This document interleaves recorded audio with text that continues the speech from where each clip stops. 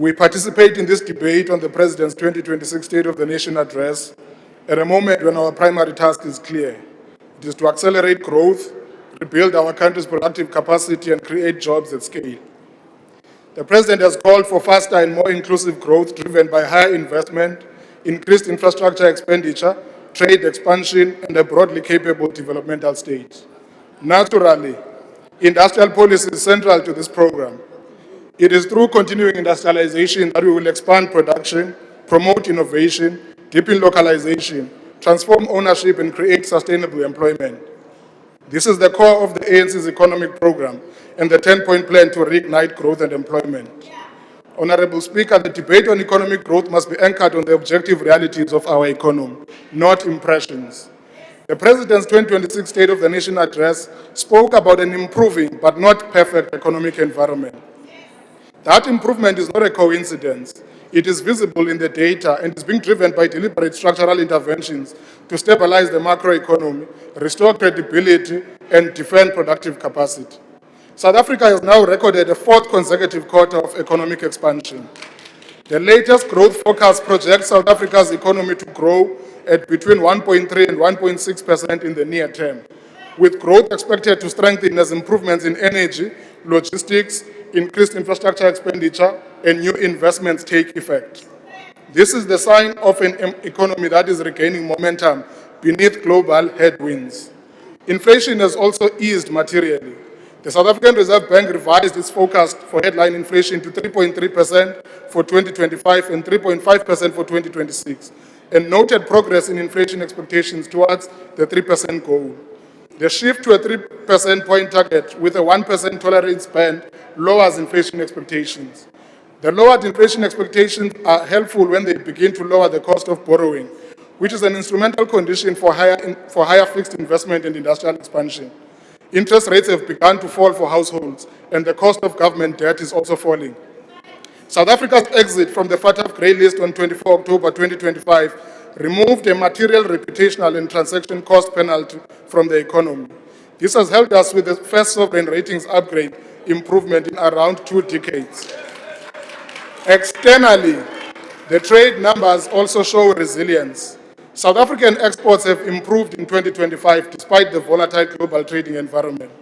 The South African Revenue Services recorded a trade surplus of 21.8 billion rands in September 2025, with exports of 186.4 billion rands and imports of only 164.6 billion.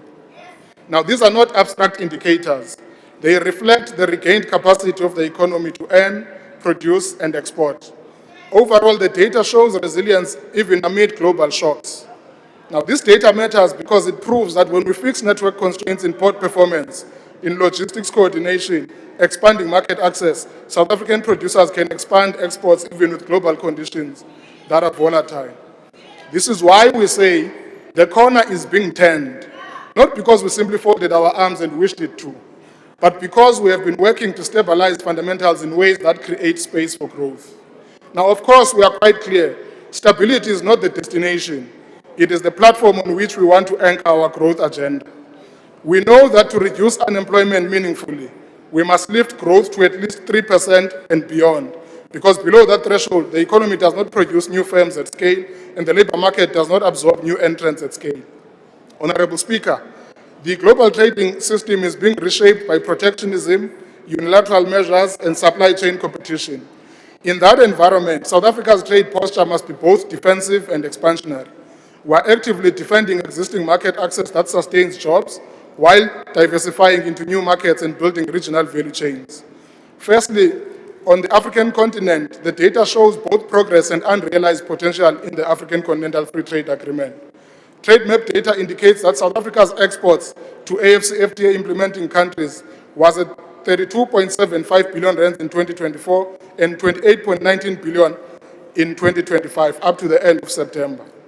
Yet preferential utilization under the AfCFTA remains low.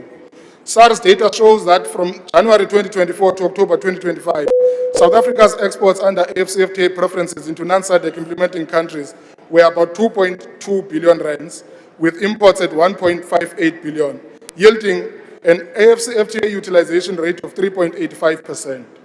Now, Africa is already a major market, but we are still at the early stages of using the AfCFTA preferences to scale industrial exports into new markets. The AfCFTA currently provides new market access in 13 non-SADC countries on 90% tariff coverage, while negotiations continue to finalize the remaining 10%.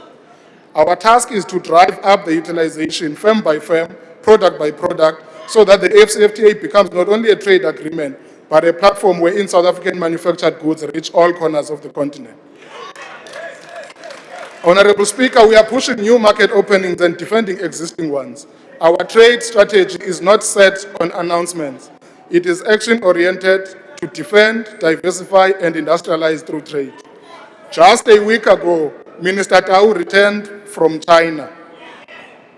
We have an early harvest with China that is envisaged in the recently signed framework agreement of expanding duty-free access and building new export corridors for South African products into a growing market of 1.5 billion people, whilst attracting Chinese industrial technology firms into South Africa.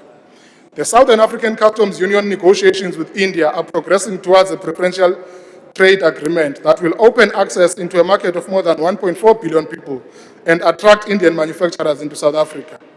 Trade engagements with Gulf economies are unlocking new investment and market opportunities in agro-processing, green hydrogen, and advanced manufacturing. The renewal of AGOA, even for a limited period, provides important relief for exporters and is a positive signal for continued strategic engagement with the United States. On that note, Honorable Speaker, I wish to take this moment to pay tribute to Reverend Jesse Jackson, the legendary civil rights leader of the United States who passed away today peacefully at the age of 84.